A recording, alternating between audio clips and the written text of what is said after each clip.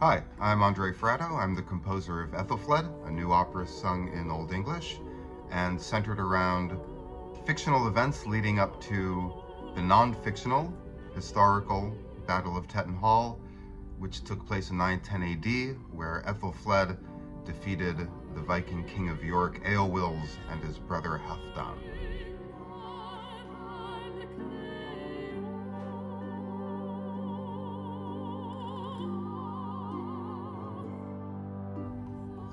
I hope this isn't too long of a story. I grew up with opera. I come from an Italian and Spanish family. We had a kind of ritual of Sunday morning opera.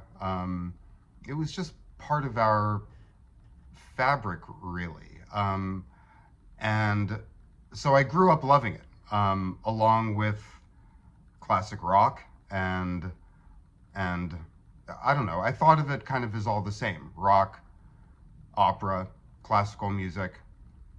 Certainly from an emotional standpoint, it all kind of hit me the same way. So I got to thinking, and I've been a history buff for a long time. For the last decade, I've found myself really interested in the early medieval period, the Anglo-Saxon period, that defined so much of who we are, so much of our identities, our language. It's just kind of endlessly fascinating.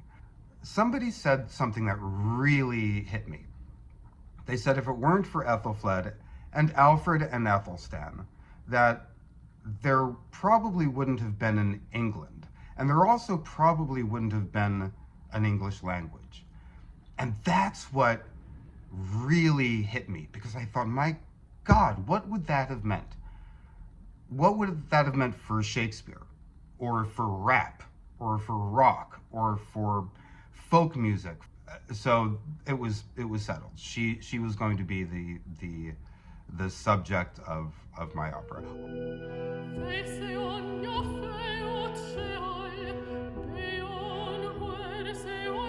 Of course, I wrote the opera I wanted to hear, which to me is romantic, melodic. I don't want it to be atonal. I want it to be romantic. I want it to be operatic.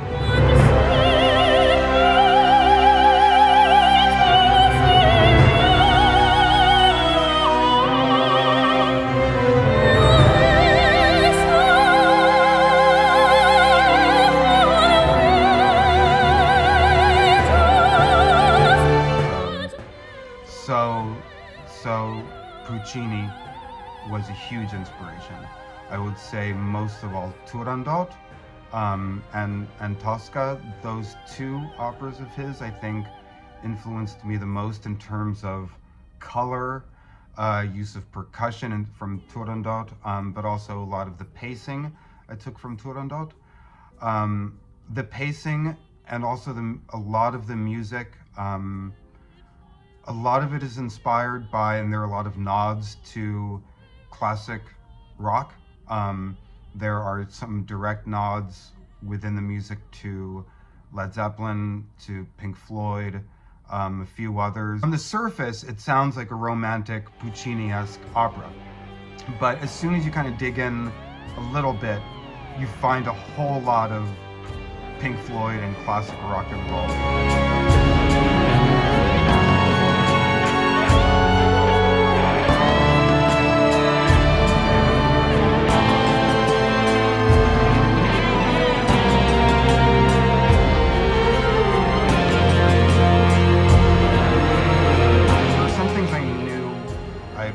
I wanted to focus on a period where she was really in power.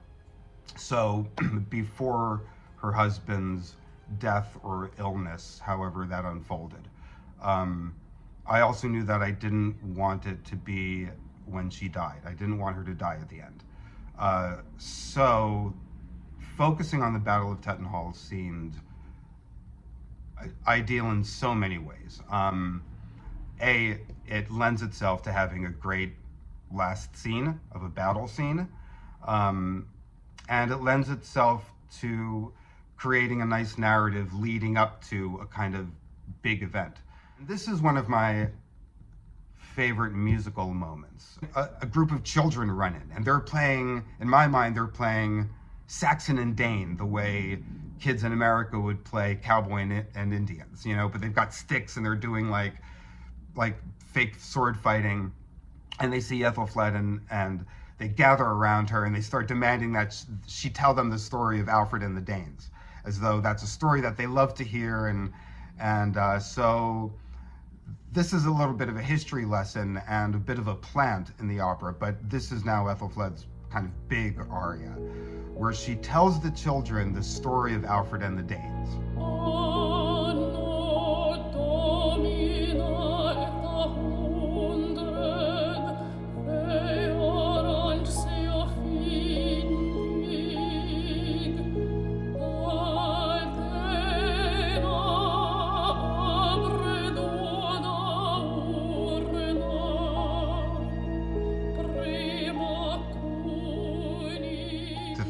That Æthelfled could find a home in her home